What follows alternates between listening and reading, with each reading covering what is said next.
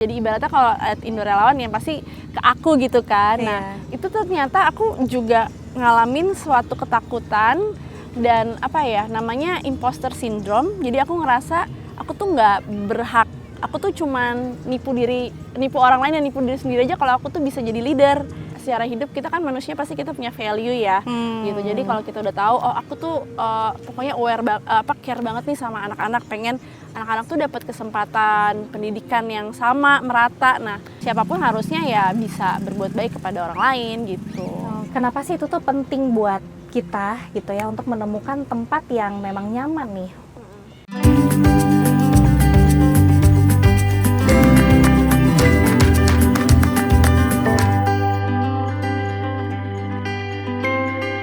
Halo teman-teman, ketemu lagi sama aku Suci di Women's Space. Saatnya kita ngobrolin tentang perempuan. Kali ini kita berada di salah satu pantai. Wah, seru banget nih teman-teman. Karena kali ini kita juga mau nemuin salah satu leaderful woman kita yang dia juga suka banget aktivitas seru di outdoor kayak gini. Yuk, kita temuin dia. Asa! Suci! Apa kabar? Baik! Ya ampun, seru banget sebenarnya di pantai kayak gini. Iya, tempatnya aku banget nih. Nah, ini nih teman-teman yang aku bilang tadi, kita ketemu sama leaderful woman kita yang satu ini. Buat kamu yang senang kegiatan volunteering pasti udah gak asing lagi ya. Kak Marsha Nurmaranti atau akrab disapa dengan Asa. Iya. Oke, kita ngobrol-ngobrol di sana yuk. Yuk. Oke, Marsha Nurmaranti atau dikenal dengan Asa ya. Ini leaderful woman kita yang satu ini teman-teman, yang sangat aktif untuk ngajakin yang lainnya untuk kegiatan yang bermanfaat juga untuk sekitar. Nah, thank you banget ya Sa. Iya, sama-sama. Udah nyempetin waktunya buat kita ngobrol-ngobrol ya. Ya, teman-teman di sini juga pengen dengerin belajar juga dari Asa, dari pengalamannya Asa juga gitu ya. Nah, sekarang lagi sibuk apa nih Sa? Aduh, kalau sibuk kayaknya semua orang sibuk ya. Biasalah di Indo Relawan masih ada beberapa project ya. Biasanya tiap tahun tuh kita bikin project sosial, kerjasama sama pemerintah, sama corporate, sama NGO juga gitu. Jadi ya program-program kolaborasi lah gitu. Oke, jadi kayak kolaborasinya udah makin lebar, udah makin ke mana-mana nih kayaknya ya. Jadi aku kayaknya ketemu Asa tuh dari tahun 2016 dan di situ kamu di Indo Relawan itu udah dari tahun itu ya, udah dari tahun 2016 dan sampai sekarang gitu ya. Kenapa sih Sa?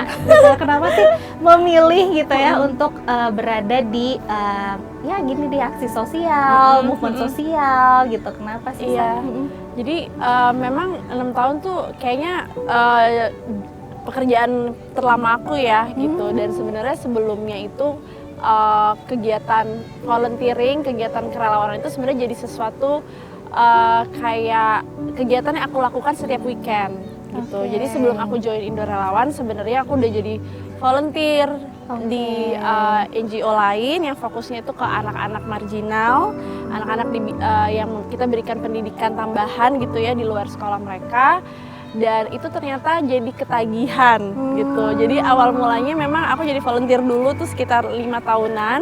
Kemudian dari situ kayaknya seru juga nih kalau bisa dijadikan full time job gitu kan. Jadi berarti kan harus pindah pekerjaan gitu kan. Jadi akhirnya sebelum itu aku banyak di media, akhirnya pindah ke dunia non profit dan akhirnya join Indo Relawan gitu. Karena memang selama 5 tahun itu dapat banyak banget keseruan, pengalaman, teman-teman baru dan berkesan ya, sehingga akhirnya aku pengen pindah kerja nih gitu dari sebelumnya di media jadi di dunia non profit. Oke, jadi sebelumnya sempat di media dulu ya. Iya. Asa punya backgroundnya waktu itu di kuliah? Kuliah sebenarnya aku backgroundnya itu komunikasi, di marketing gitu. Ada broadcastingnya juga sih gitu. Jadi sebenarnya sempat kepake beberapa itu ilmunya di pekerjaan sebelumnya, tapi kayaknya tuh hatinya pengen, aku tertarik banget di dunia non-profit, di NGO. Dan waktu itu serunya adalah ketika aku join Indo Relawan, yang ditanyain itu justru pengalaman aku ketika jadi volunteer. Jadi waktu jadi volunteer itu ternyata memang banyak banget ya manfaatnya yang kita dapetin. Aku belajar Di situ aku jadi relawan pengajar kan ya, ngajarin anak-anak kelas 2 SD gitu yang gampang-gampang aja baca tulis bahasa Inggris. Tapi di luar itu aku juga bantu komunitas itu untuk mengembangkan sosial media mereka, bikin program sama donatur, bikin apresiasi untuk relawan. Jadi kayak aku mikir ini kalau dijadikan kerjaan kayaknya aku bakal happy banget nih ngerjain karena aku suka ngerjain kegiatan-kegiatan kayak gitu. Jadi akhirnya ya pengalaman yang ada di NGO selama 5 tahun itu justru dipakai di Indo Relawan ketika ngelamar gitu. Oh ternyata experience di dunia volunteering itu bisa kepake ya di dunia non-profit, apalagi di pekerjaan di dunia non-profit gitu. Wah ini kan maksudnya tuh ternyata dari kegiatan yang 5 tahun itu, nah jangan-jangan pas kuliah ya? Nah itu sebenarnya enggak.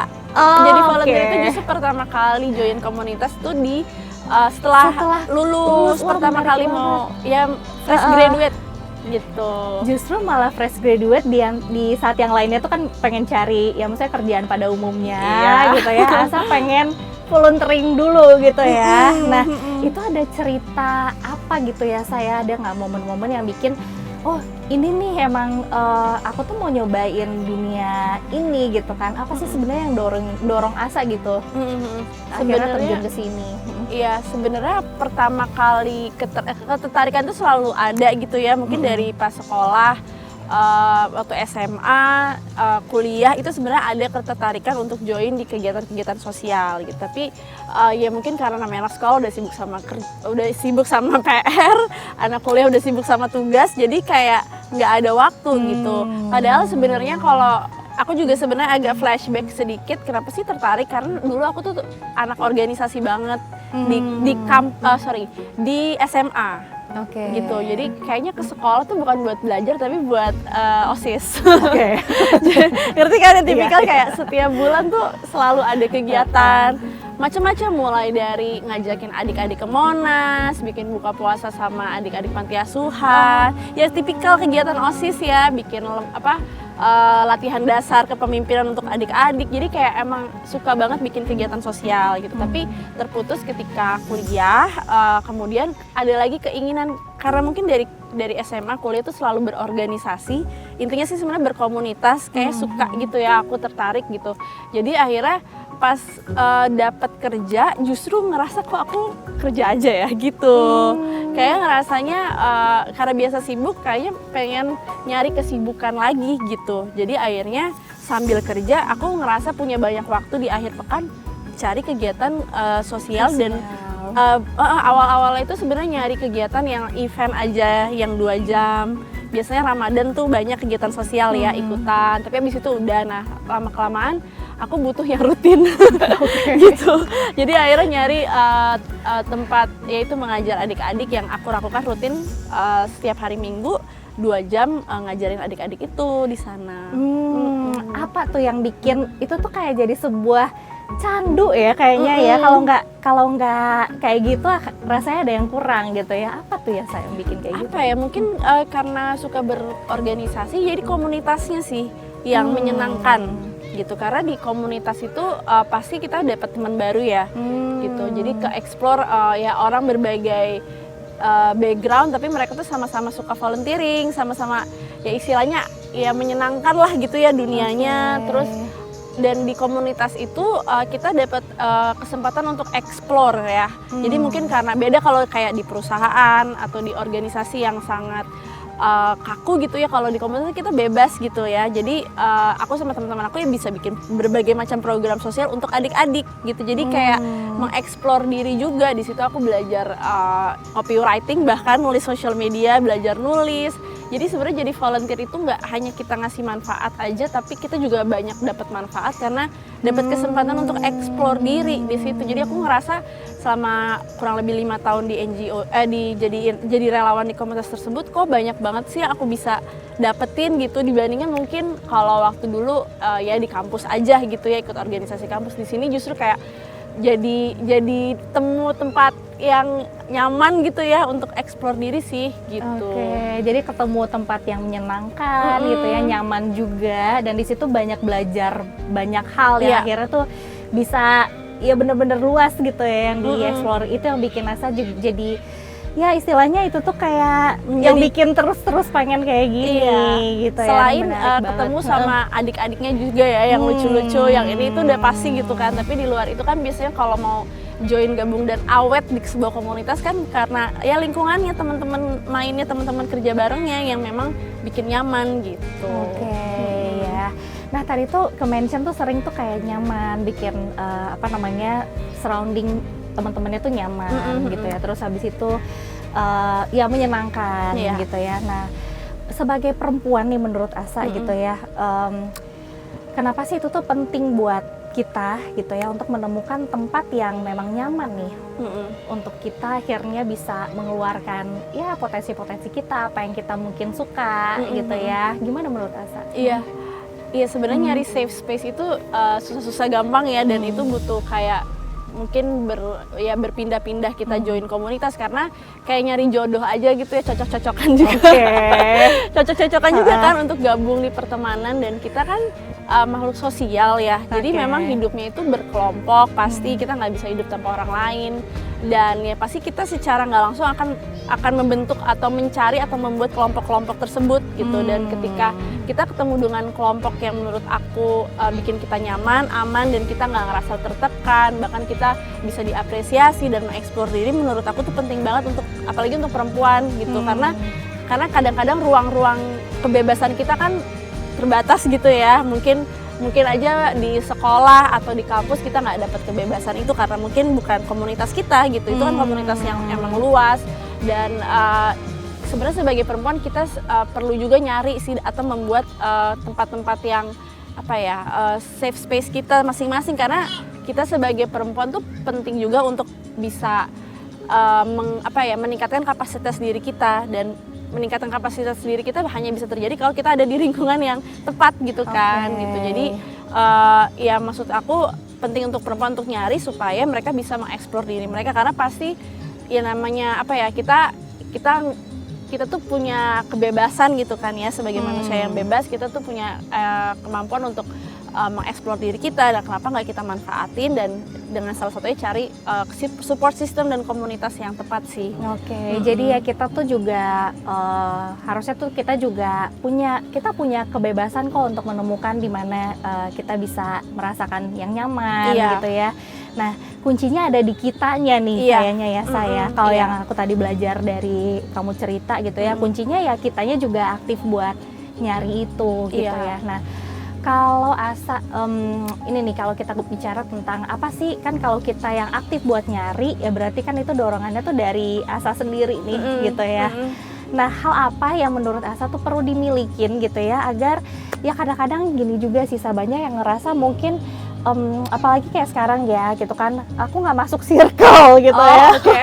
Aku nggak masuk circle, dan akhirnya tuh kayak mencoba untuk mencari gitu. Nah untuk kita ketemu ke tempat yang kita tepat gitu kan, yang bikin kita tuh nyaman gitu ya. Kayak Asa tadi kayaknya tuh tahu banget gitu, kamu tuh maunya yang mana gitu ya. Jadi gimana sih buat kita tuh perempuan tuh bisa menemukan itu, hal apa yang sebenarnya tuh harus kita miliki dulu nih gitu kan, agar kita tuh akhirnya tuh nemu yang tepat itu tadi ya gitu ya. Aku beruntung banget sih karena mungkin curiosity-nya tinggi juga, jadi suka explore berbagai hal, dan aku punya banyak ketertarikan sebenarnya, nggak hanya di dunia volunteering, tertarik juga dunia crafting, tertarik juga dunia lain-lain gitu. Jadi sebenarnya kita tuh sebagai manusia pasti punya banyak ketertarikan kan. Nah yang aku pelajari kenapa aku bisa akhirnya ke sosial, karena yang self awareness sih. Kita aware kalau diri kita tuh apa sih weakness kita gitu ya, apa sih strength kita, kita tuh tahu apa yang kita suka gitu. Karena kadang-kadang kayak orang ya udah ngikutin aja gitu orang lain ya kan, kayak ngikutin arus aja, oh lagi tren ini, oke aku ikutin ini, lagi suka ini teman-teman geng terus ikutin gitu. Jadi kayak nggak ada pendirian gitu kan. Nah itu akan terjadi kalau kita nggak punya self awareness gitu. Jadi kita tahu dulu diri kita tuh orang yang seperti apa sih gitu. Jadi kayak kalau semudah kayak gimana sih cara nemuinnya, aku tuh suka dulu tuh dari kecil suka nulis diary. Jadi kayak sering baca, oh iya aku tuh ternyata orangnya kayak gini, terus mungkin ngobrol juga ya sama orang yang tepat gitu ya, kayak nanya gitu orangnya kayak gimana sih menurut lo tuh ini ya gitu kan. Terus ya karena aku juga terpapar banyak informasi, apalagi sekarang era sosial media sebenarnya tuh banyak banget kesempatan untuk eksplor kan. Kalau dulu kita apa sih remaja zaman kita tuh majalah ya sering baca sering baca. Menurut aku tuh jadi salah satu ya membuka kita terhadap berbagai pilihan, karena perempuan yang berdaya itu adalah perempuan yang apa ya mempunyai pilihan gitu. Jadi mereka berdaya nih untuk memilih. Kan ada juga perempuan yang mungkin tidak berdaya ketika mereka nggak punya pilihan lain, emang ini jalan hidupnya. Tapi untuk teman-teman yang ingin berdaya ya sebenarnya kalian kalau kalian punya pilihan tuh kalian berdaya gitu. Jadi sebenarnya pilihan itu banyak di luar sana, kalian aja yang tinggal explore gitu. Nah salah satunya dengan kita tahu diri kita tuh orang yang seperti apa, sehingga kita bisa masuk circle yang tepat gitu. Mungkin aku tepat banget karena aku tahu aku tuh anaknya suka organisasi, jadi aku harus masuk komunitas.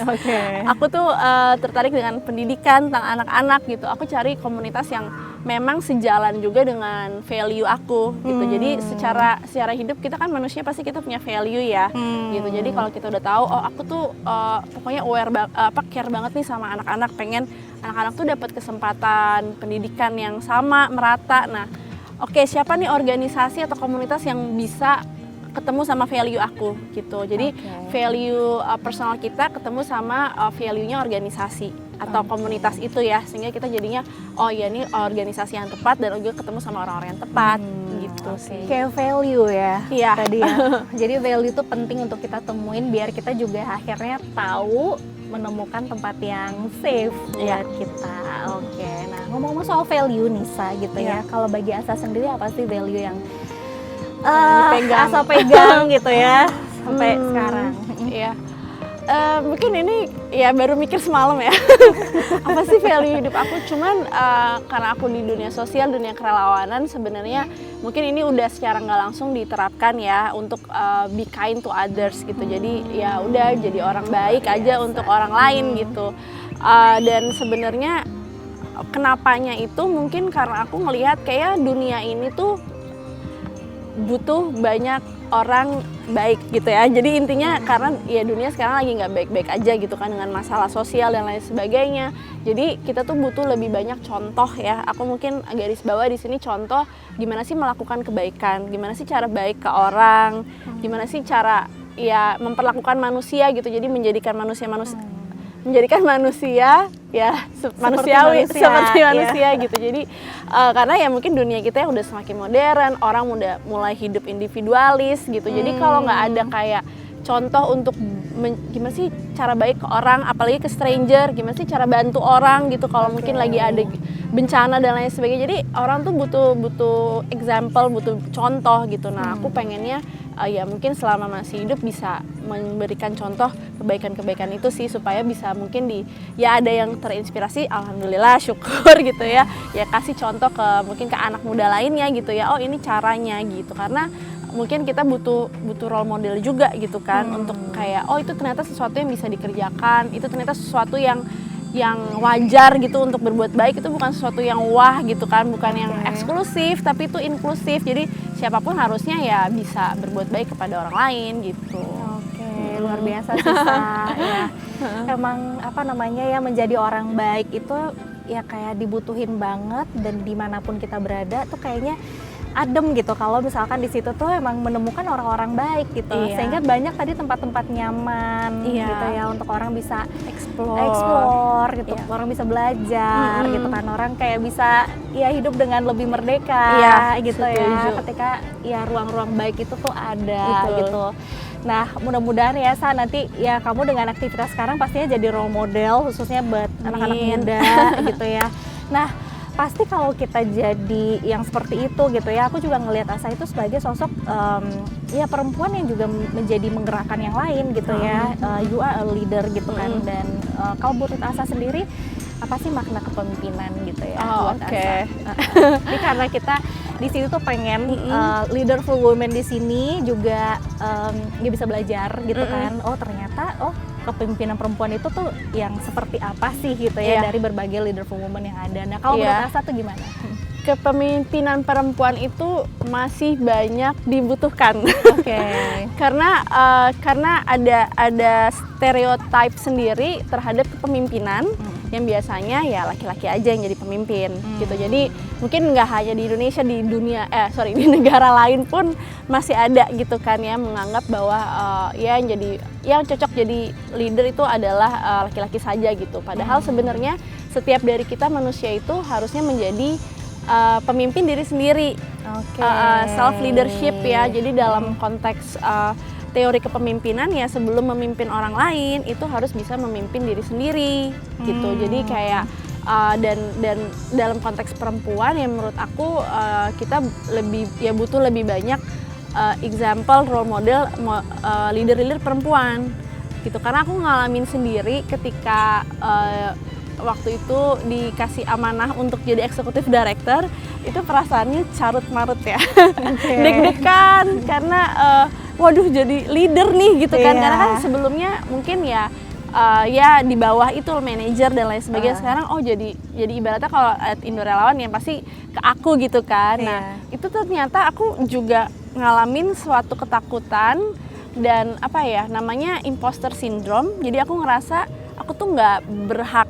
Aku tuh cuman nipu orang lain dan nipu diri sendiri aja kalau aku tuh bisa jadi leader gitu. Jadi ada semacam kayak nggak percaya diri. Tiba-tiba di momen itu ya? Iya, waktu itu mungkin 3-6 bulan awal waktu jadi leader di Indo Relawan tuh sangat tidak percaya diri. Tiba-tiba bukan jadi Asa yang dikenal sama teman-teman di kantor gitu, karena kayak ini kayaknya aku kayak berubah gitu jadinya, karena aku nggak tahu aku harus jadi leader yang kayak gimana. Ngerti nggak sih? Mau deket sama tim, mau tegas, mau galak, waduh pokoknya carut marut deh waktu itu. Kayak agak hilang arah karena mungkin nggak ada sosok yang aku bisa look up gitu, leader yang perempuan. Nah akhirnya diajak sama mentor, bilang coba deh ngobrol sama leader perempuan. Terus aku cerita, aku kayak gini, kenapa aku sih ngerasa kayak gini kan?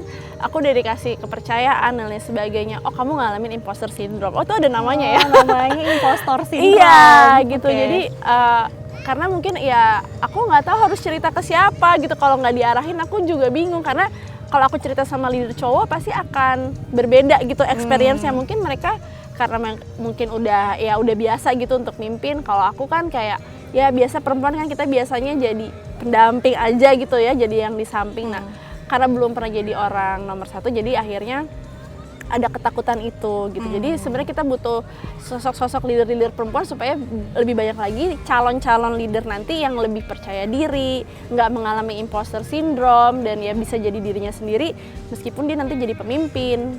Itu sih menarik banget, menjadi diri sendiri ternyata kuncinya ya. Iya, karena style leadership tuh macam-macam ya. Jadi tergantung dari kita yang bikin sebenarnya stylenya. Jangan ngikutin style orang lain gitu.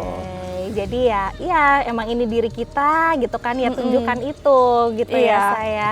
Oke, jadi menarik nih ya teman-teman ya. Leadership di sini tuh kalau tadi ngobrol-ngobrol sama Asa di sini ya lebih pada ya self leadership itu harus pertama kali ya kalau kita ngobrol tentang menggerakkan diri kita sendiri dulu, tahu diri kita apa sehingga kita jadi diri kita apa adanya ketika kita akhirnya dipercaya untuk memimpin lebih banyak orang. Oke. Wah, seru banget Nisa. Ini nggak berasa ternyata awannya udah mulai mau sunset ya. Kita mau siap-siap sunset juga ya. Nah, mungkin ini terakhir Nisa gitu ya. Menurut Asa sendiri tuh apa sih kaitannya tadi ya self leadership sama tadi akhirnya tuh perempuan bisa lebih berdaya? Iya.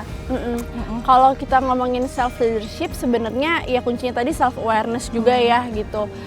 Kita harus ngerti diri kita kayak gimana sehingga kita bisa mengkontrol gitu diri kita sendiri gitu. Karena percuma kalau mau mimpin orang lain tapi mimpin diri sendiri aja masih berantakan. Ibaratnya gitu ya. Jadi pasti nggak akan jadi leader yang efektif gitu. Nah, terus kaitannya juga dengan pemberdayaan perempuan gitu ya. Nah, ini mau ngajak teman-teman perempuan di luar sana untuk yang paling penting nggak takut untuk jadi leader gitu. Jadi karena kita masih butuh banyak leader-leader perempuan, leader-leader yang lebih, mungkin kita suka dapat stigma juga kita tuh lebih sensitif, lebih peka, tapi dunia butuh itu. Leader yang lebih berempati.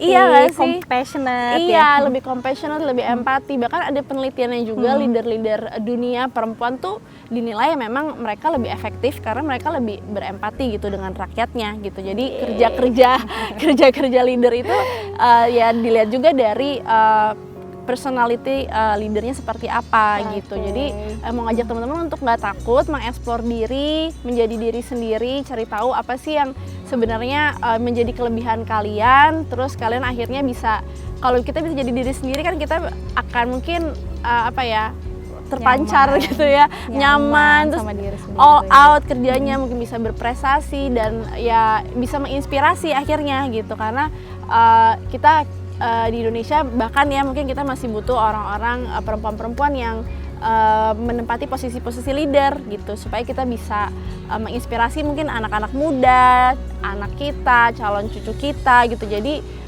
ya kita butuh lebih banyak itu sih leader-leader perempuan di Indonesia.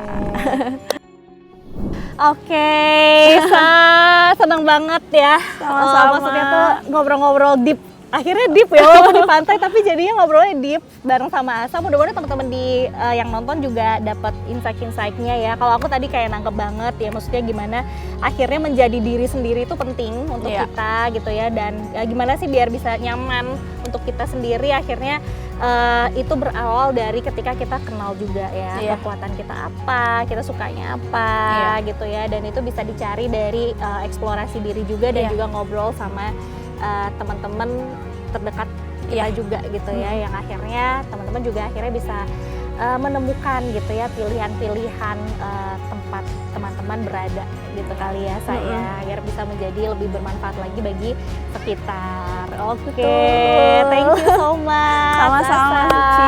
Mari kita lihat sunset habis ini. Oke teman-teman ya, sekian dulu ngobrol-ngobrol kita di sore hari ini bareng Asa. Nantikan obrolan-obrolan inspiratif lainnya bareng leaderful women lainnya tentunya di Women's Space. Bye!